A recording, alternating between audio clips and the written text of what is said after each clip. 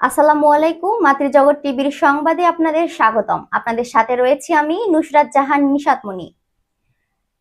নীলফামারীর কিশোরগঞ্জে অনুষ্ঠিত হয়েছে ৪৭তম জাতীয় বিজ্ঞান ও প্রযুক্তি মেলা।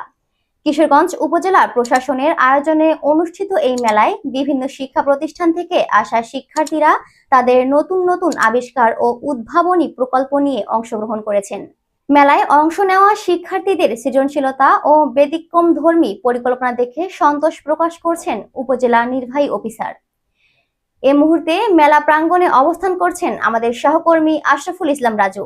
আমরা সরাসরি যুক্ত হব তার সাথে। রাজু, জানাবেন মেলায় আসা দর্শনার্থীরা কি বলছেন আর শিক্ষার্থীদের উপস্থিতি বা কেমন দেখছেন? নিশাদ, আমি ঠিক এই মুহূর্তে দাঁড়িয়ে রয়েছি নীলফামারী জেলার কিশোরগঞ্জ বিজ্ঞান প্রযুক্তি মেলার যে স্টল, সেই স্টলের একটু সামনেই ঠিক আমি এই মুহূর্তে দাঁড়িয়ে রয়েছি। নিশাদ, আমার মাধ্যমে যদি আমি আপনাকে একটু জানিয়ে রাখি, ঠিক আজকে সকালবেলা থেকে এখানে যে বিজ্ঞান প্রযুক্তি মেলা, সেই মেলার ঠিক এখানে চলমান রয়েছে ৪৭তম বিজ্ঞান প্রযুক্তি মেলাকে ঘিরে। নিশাদ, সকালবেলা থেকে আমরা দেখেছি এখানে যে বিভিন্ন প্রতিষ্ঠান থেকে আসা শিক্ষার্থীদের যে উপচে পড়া ভিড় ঠিক এখানে ছিল। আমরা একটু কথা বলেছিলাম নিশাদ, এখানকার স্টলে থাকা বিভিন্ন প্রদর্শনী নিয়ে আসা শিক্ষার্থী যারা, তাদের সাথে কথা বলেছি। তারা ঠিক আমাদের যেমনটি জানিয়েছে যে তারা পাঠ্যপুস্তকের জ্ঞান আহরণ করার পরপরই সেই জ্ঞানকে বাস্তবে প্রয়োগ করার নিমিত্তে তারা বিভিন্ন প্রদর্শনী নিয়ে তারা ঠিক এই বিজ্ঞান প্রযুক্তি মেলায় তারা সামিল হয়েছে বলে তারা আমাদের নিশ্চিত করেছেন।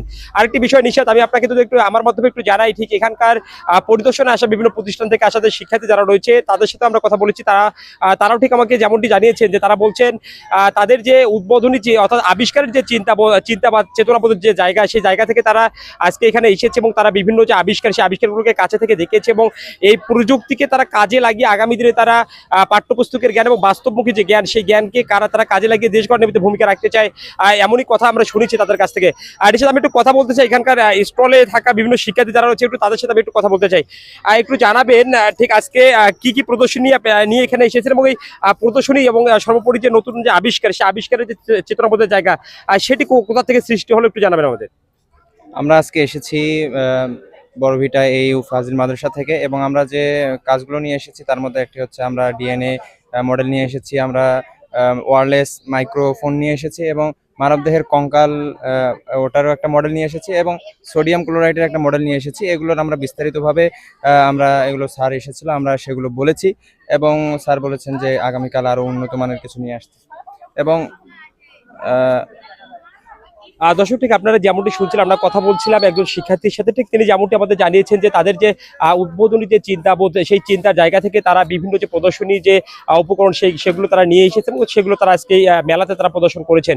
এবং সব মিলে যদি বলি যে প্রত্যন্ত গ্রামীণ অঞ্চলে যে বিজ্ঞান প্রযুক্তি মেলা, সেই মেলাকে ঘিরে এখানকার সাধারণ শিক্ষার্থী এবং দর্শনার্থী যারা রয়েছেন তাদের যে মতামতের জায়গা, সেই জায়গায় দাঁড়িয়ে যদি আমি আপনাকে একটু জানানোর চেষ্টা করি, তারা যেমনটি বলছেন যে এই উদ্বোধনী মেলা এবং বিজ্ঞান প্রযুক্তি যে মেলা, সেই মেলাকে ঘিরে আগামী দিনে যে তাদের চেতনাবোধের জায়গা এবং পাঠ্যপুস্তকের জ্ঞানের বাইরে এসে যে নতুন আবিষ্কারের যে চেতনাবোধের জায়গা, সেই জায়গায় দাঁড়িয়ে তারা ভালো কিছু করবেন এবং যার মধ্য দিয়ে দেশের যে চালিকা শক্তি, সেটি আরো ভালোর দিকে প্রভাবিত হবেন, যেমনটি তারা বলছেন।